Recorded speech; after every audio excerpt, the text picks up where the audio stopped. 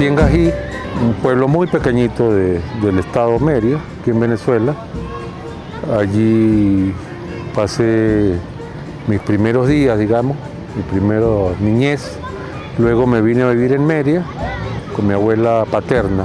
Mi abuelo era de origen italiano, llegó como emigrante a vivir en ese pueblo y tuvo sus hijos, todos allá, incluidos nosotros, la generación de sus nietos.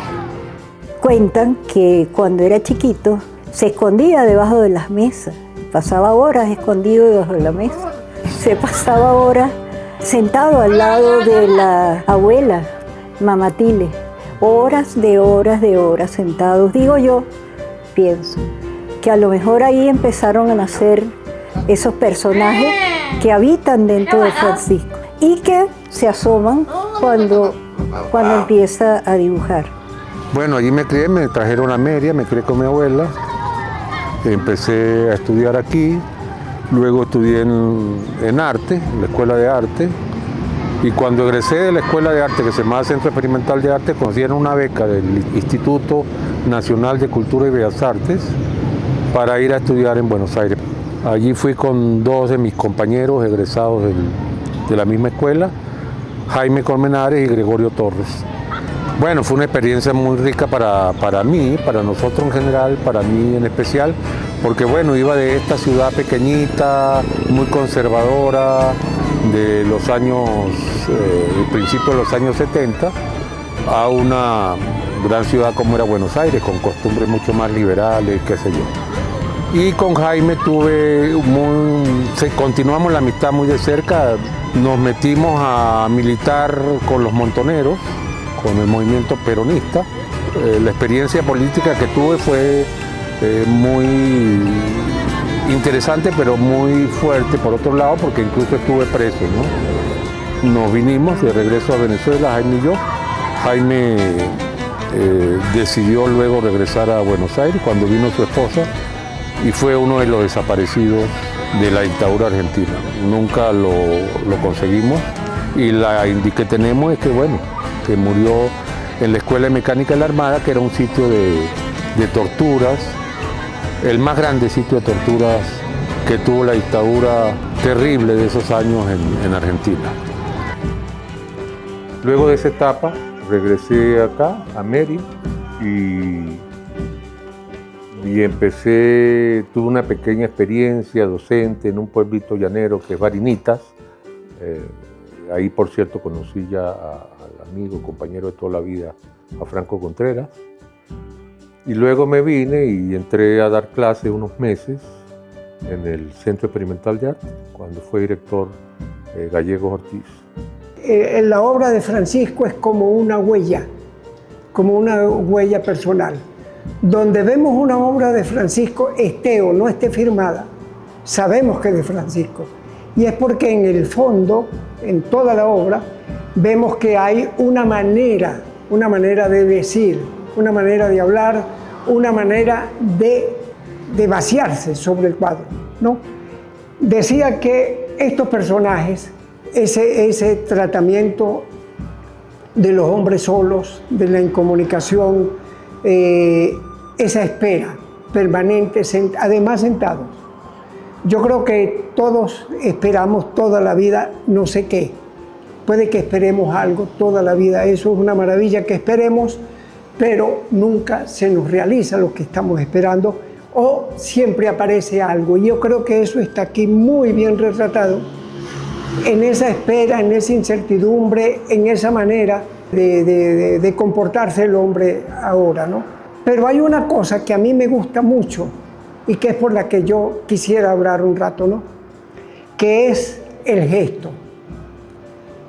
El gesto en el arte tiene dos posibilidades, pero casi siempre es abstracto. Y la obra de Francisco tiene esas dos. Es figurativa, pero además es abstracta. Porque Francisco utiliza el dibujo no para describir una situación, sino para mostrar una situación. El dibujo, por ejemplo, si tomamos estas partes de aquí, es una parte solamente plástica, y eso a mí me parece súper importante porque Francisco no se queda en la anécdota, va un poco más allá y nos muestra el valor del gesto. Pareciera en algunos casos, que es como una escritura, una caligrafía, que denuncia a Francisco, que lo muestra en ese momento pleno de expresarse, y que creo que es de las grandes cosas que tiene Francisco, ¿no? Que no hace un dibujo para hacer una obra, el dibujo es la obra, dibuja por dibujar. Francisco es esos dibujantes natos y netos, que lo que se preocupa todos los días es por ese reto que tú dices, cómo dibuja y dibuja y dibuja, pero no todos los días, sino a cada rato, y el dibujo es espontáneo. Es un dibujo que tú dices no es pensado, no es un dibujo concebido, sino es un dibujo que pareciera que estuviera en el pincel o que estuviera, claro, que está en la cabeza, pero va saliendo brutalmente, va saliendo y sale, y sale, y sale, y sale. Y yo a veces creo que el más sorprendido es Francisco, porque dice cómo sale esa cantidad de personajes. Ese gesto a mí me parece una maravilla y por eso es el que más reivindico, porque es el más plástico.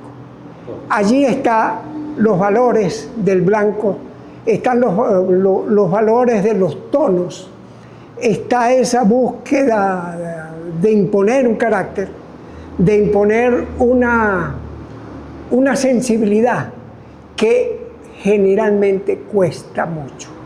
Yo he visto dibujar a Francisco toda la vida y creo que es de los grandes dibujantes porque hace del dibujo su vida, hace del dibujo su expresión y hace del dibujo su manera de ser. Creo que a Francisco lo único que le interesa es dibujar. ¿Qué? No importa qué. Expresarse, mostrar la capacidad, mostrar la fuerza, montar ese carácter fuerte, expresionista que tiene y mostrarlo en la obra que ha hecho, que tiene miles y miles y miles de obras, porque tú dices, es un artista pleno, total, que vive para eso, supongo, en gran parte, que es lo maravilloso del arte. Me incorporé a la universidad, a mi vida en la universidad, ahora en condición de docente, primero del Centro Experimental de Arte unos meses y luego en la Facultad de Arquitectura, donde ya entré como docente y trabajé unos años hasta que pedí permiso para irme a la Escuela de Arte, que en ese momento se llamaba Unidad de Arte Visual y Diseño, y ayudar a crear las licenciaturas en arte que no existían para el momento y posteriormente la Facultad de Arte de la universidad.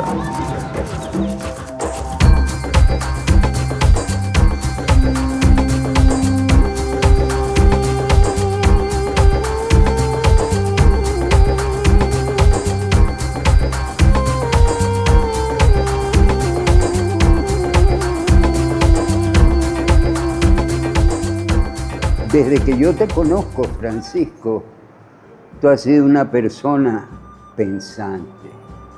A ti, tanto los problemas del prójimo, tú te preocupas por la gente, como los problemas del país. Siempre te he visto como una persona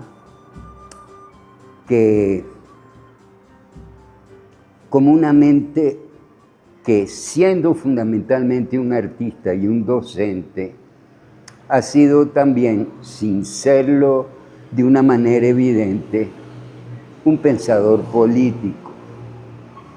Y ahorita en el país hay una angustia porque fuerzas opuestas muy poderosas nos tienen en este estado de conciencia, que es un estado de conciencia de qué está pasando qué irá a pasar.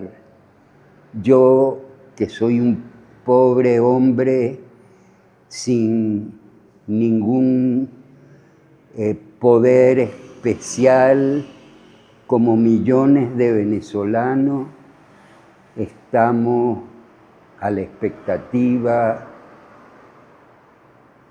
angustiosamente. Y eso no muchos artistas lo pueden expresar con esa fuerza descarnada, sin floritura estética, con muchísima desnudez psicológica. Y eso es lo que yo quiero comentar sobre este cuadro. No creo que sea necesario hablar de la técnica, pero bueno, es una técnica sencilla. Blanco sobre negro, con pincelada muy espontánea, casi action painting dentro del personaje. Una herencia del expresionismo que viene desde comienzos del siglo XX.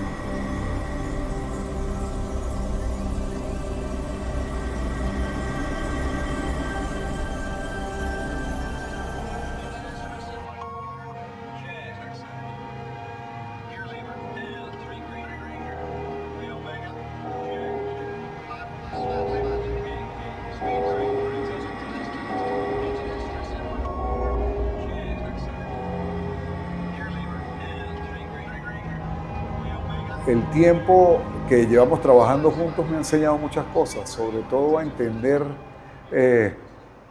cuánta posibilidad tiene una persona de crear nuevas ideas. Y a mí de verdad que me parece que he podido disfrutar mucho de tu obra y de lo que haces, de ver cómo a través del tiempo has ido mostrando de una manera que parece simple, pero no lo es, pero de manera muy, muy natural puedes hacer cualquier cosa que se te ocurra. De alguna manera nunca esperé que iba a ser tan grande el proyecto y en la medida que pasa el tiempo me doy cuenta de que es algo más grande de lo que yo esperaba. Y ha sido también muy importante tanto para nosotros como para la ciudad, porque de alguna manera estás mostrando lo que debe hacer un artista que tiene que trabajar en su obra y que tiene que mostrar su obra. Entonces, creo que ha sido un gran ejemplo. Aparte, como ser humano, das una demostración de humildad, de buen carácter, que es digna de admirar, porque nosotros siempre hemos estado sorprendidos de ver cómo te llevas con la gente y después cómo llevas toda esa tranquilidad a un trabajo que es muy importante y que de alguna manera, haciendo ese trabajo, nos muestras gran parte de lo que tú eres. Siempre he pensado que son personajes muy tranquilos y que tienen mucho que ver con la vida de Francisco. La vida de Francisco es estar con sus amigos, conversar, y eso es lo que yo creo que ellos están haciendo todo el tiempo, conversando, dialogando, y que de alguna manera todos nos podemos identificar con ellos porque todos lo hacemos. es muy gratificante ver cómo puede de diferentes maneras mostrar los mismos personajes. En la medida que pasa el tiempo me identifico más con esos personajes porque son parte de la cotidianidad de todos. Todos tenemos que ver con esos personajes. Qué bueno encontrar a Luis. ¿Qué más, Francisco? ¿Cómo estás? Luis Fernando Mateos, Bien. artista merideño, profe de la Facultad de Arte. Qué bueno encontrarlo aquí para hablar sobre mi obra. Sí, bueno, para mí es una satisfacción poder acompañarlo como lo he acompañado todos estos años, viendo la producción. Y siento que últimamente usted ha tenido una explosión de creatividad impresionante, puesto que la cantidad y la destreza y la calidad de los cuadros que estaba produciendo, bueno, se ha potenciado mucho. Y pienso que es producto de una larga espera, porque la universidad, las actividades cotidianas siempre le consumía el tiempo, pero ahora está dedicado a la producción de su obra, que me parece el elemento fundamental. Producir la obra, dejar constancia de un proceso creativo, tener obra hecha que lo represente, y bueno, esa es la aspiración de todo artista, que dejar una obra, dejar un legado, producirla, claro, y vivir ese proceso creativo, que es lo más maravilloso. Sin embargo, quisiera comentar 2 o 3 cosas sobre el arte y sobre todo. Y sobre la vida. Y sobre todo. Y siento que es mucho más importante la vida, la cotidianidad, la existencia, el sentido que le damos, e incluso que la obra misma. Sin embargo, la obra le da sentido a esa vida, le asigna un objetivo, le asigna un propósito, pide energía, dedicación, reflexión, emoción, trabajo de uno, y eso lo mantiene uno vivo, activo. O sea, es una cuestión recíproca, tanto de la necesidad y las ganas de producir obra, como de la obra misma pidiéndole a uno que la haga. Y en su caso, me satisface muchísimo ver la obra reciente por su frescura, su diversidad, su intensidad, a pesar de que hay elementos que se mantienen, figuras sentadas, individuales que son muy escasas, las figuras en grupo, sintiendo más que pensando. Eso deviene desde la vida, de la cotidianidad de Francisco, de la necesidad de comunicación de Francisco, de la convivencia cotidiana con sus amigos, con los parientes, con los conocidos en la ciudad, donde el diálogo, donde sentarse en una mesa, tomarse un café, en donde compartir ideas, en donde estar presente, lo mantiene uno vivo, lo mantiene activo, y eso se ve reflejado en la obra. Me recordaba un poco la nueva figuración de los 60, 70, donde esos rostros monstruosos de personajes solitarios se atisban dentro de las cabezas o los rostros que Francisco produce hoy en día en sus cuadros. Está ese latir de fondo de esa nueva figuración de los años 60.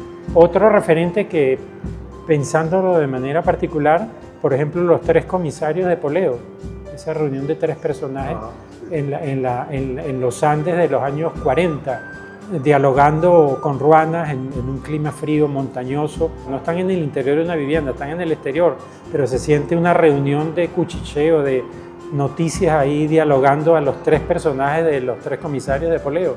Siento que hay una reminiscencia en los cuadros de Francisco, personajes que se encuentran en ese mismo estado de complicidad con la vida y con los hechos cotidianos. Claro, en Francisco hay que destacar el elemento dibujo, un gran dibujante, con muchos recursos, con mucha espontaneidad, donde uno dice, bueno, ¿cómo es posible que tenga tanta creatividad, tan diversidad de propuestas? Y sin embargo uno puede leer 2, 3 o 4 líneas de trabajo de investigación que están subyacentes ahí y que se pueden seguir independientemente a partir de este trabajo que está realizando desde hace unos 5 o 6 años atrás.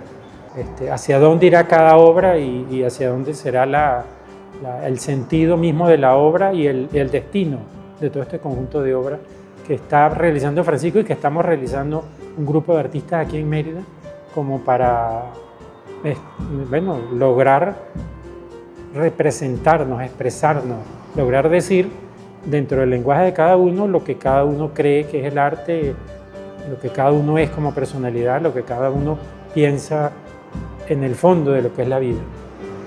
que indiscutiblemente la obra que está haciendo el grupo de nosotros, digo un grupo porque en realidad somos un grupo, sobre todo los que hemos estado vinculados a la universidad y a la Facultad de Arte, hemos logrado constituirnos, sin que eso tenga nombre y mucho más, pero constituirnos alrededor de la universidad como artistas. A la universidad que le dedicamos todos estos años. Toda la vida que se puede nos alimentó de una manera tan enérgica y tan fuerte que hoy en día tenemos la oportunidad de vaciar muchas de esas experiencias. Y bueno, está muy vinculada también, no solamente a la universidad, sino a todo lo que es Mérida. Y ojalá desde el centro, desde el poder de la cultura, de la capital, en esos sitios, se mire hacia el interior y se logre entender la magnitud de lo que estamos tratando de hacer desde Mérida. Sí, y un último elemento que quería destacar es que hay que no se lo había visto a Francisco en su obra, una intención eminentemente figurativa que ha ido mutando, que ha ido cambiando hacia a un estado, a una proposición abstracta dentro de esa misma figuración. Entonces hay una mezcla de abstracción y figuración. Si uno aísla detalles de los cuadros, se consigue con obra abstracta completa. Entonces está esa mezcla que antes no se hacía presente dentro de la obra de Francisco.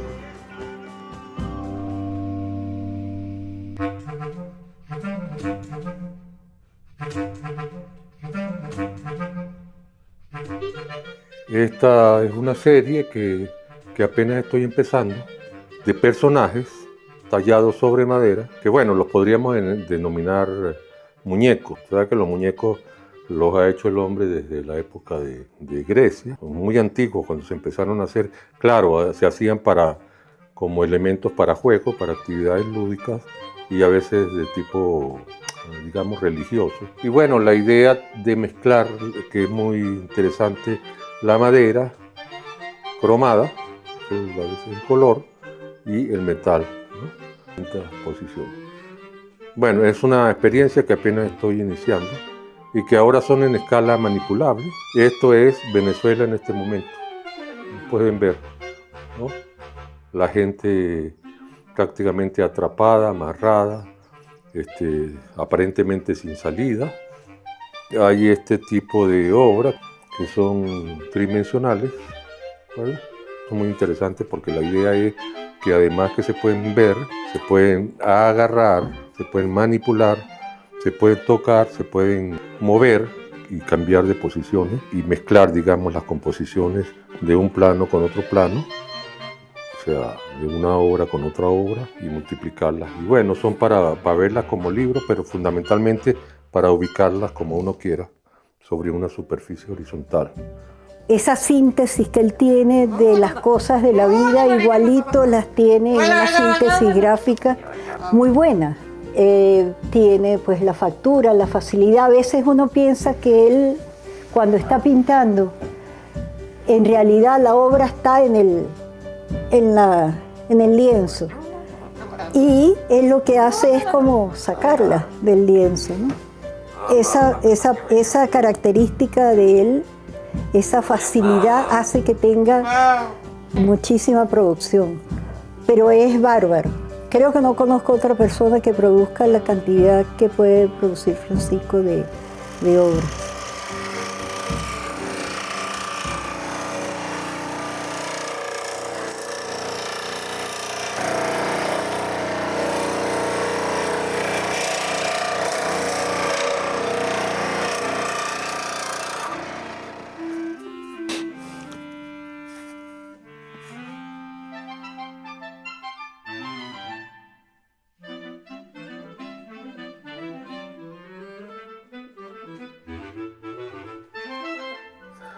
Cada obra de esta está compuesta por 4 planos iguales.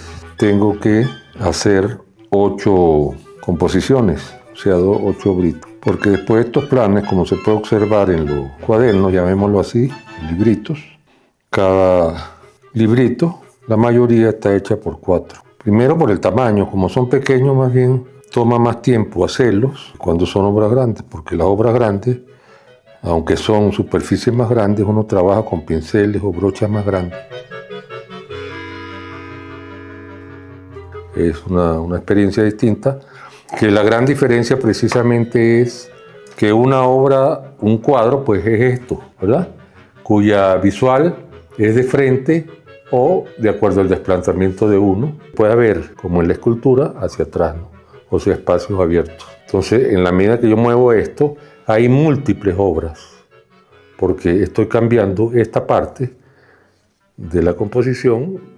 Al ver el fondo distinto, pues imagínense la cantidad de posibilidades que tiene, incluso el espacio vacío. A medida que pasa, pues aparecen otros colores, otras cosas, otras formas, ¿verdad? Empiezan a relacionarse unas obras con otras por la proximidad. Cada movimiento de estos, que es una lectura distinta, que no existe en el cuadro, porque esta relación con esto y con esto va creando múltiples posibilidades visuales.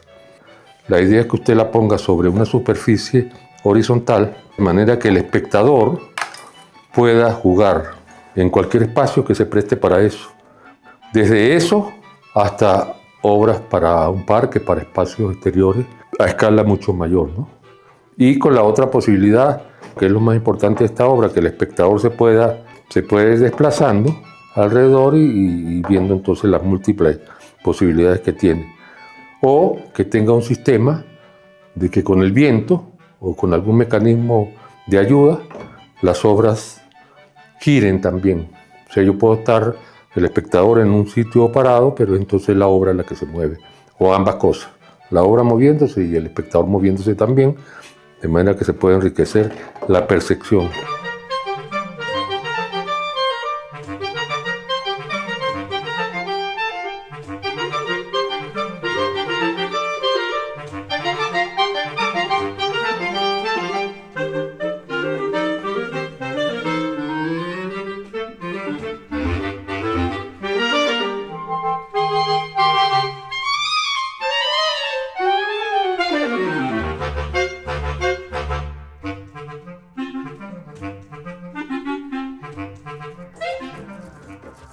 Otro aspecto fundamental, aparte de los contrastes que hablamos y de lo cromático de las obras, el uso del blanco y el negro y el contraste en los trabajos, es el contenido, es el uso de las imágenes. Se puede apreciar que fundamentalmente la mayoría de las obras están centradas en el uso primero del ser humano. Son personajes que están en grupo, pero sin embargo no se comunican verbalmente, digamos, se comunican de una manera expresiva, con los gestos, con el tipo de gesto, con la violencia o la tranquilidad del trazo, con el uso del contraste o los grises, las peladuras. Eso es lo que yo intento que se transmita, lo que los personajes quieren comunicar, no a través de lo que podrían estar hablando, sino que hablan por la vía de la expresión, no por otra vía, o sea, no por la configuración del personaje, sino por el tratamiento plástico del personaje. Y bueno, son sordos, no tienen orejas, son ciegos en su mayoría, no tienen ojos, de manera que hablan por los gestos. Está vinculado necesariamente a lo que vivimos en Venezuela en estos años, ¿no? En el sentido de que no nos podemos comunicar o nos comunicamos con temor. Tratamos de expresar las cosas más con gestos que con palabras, y cada vez eso es más intenso por el temor, porque bueno, cada vez eso es más peligroso y más perseguido. Y están sentados porque fundamentalmente los venezolanos estamos, en la mayoría de los casos, así, o sea, estamos esperando. Y esa espera cada vez es más fuerte. Por otro lado está la parte, obviamente, en el trabajo, la parte técnica, ¿verdad? Con composiciones que podríamos llamar nada complejas, bastante elementales, ¿verdad? Donde fundamentalmente predomina el equilibrio. Son poco dinámicas en el sentido de la composición, son mucho más dinámicas en el trazo, en el uso del color, en la mancha, que es en la mayoría de los casos violenta, rápida, pero en las composiciones son muy sencillas, muy elementales, para que la lectura sea más rápida y más directa por el espectador. O sea, un grito en la tela, una cosa que se puede asimilar rápidamente porque es muy sencilla. Y es a propósito, entonces, que use ese tratamiento. En mi caso, por ejemplo, yo no hago bocetos, sino que directamente me enfrento a la tela, a la madera, o incluso he hecho murales y no hago boceto antes. O a veces siento que hay alguien dentro de mí que es el que hace la obra. Es como una magia, para mí es como una magia. Creo que la parte más difícil ni siquiera es esa. La parte más difícil es decidir cuándo la obra está terminada.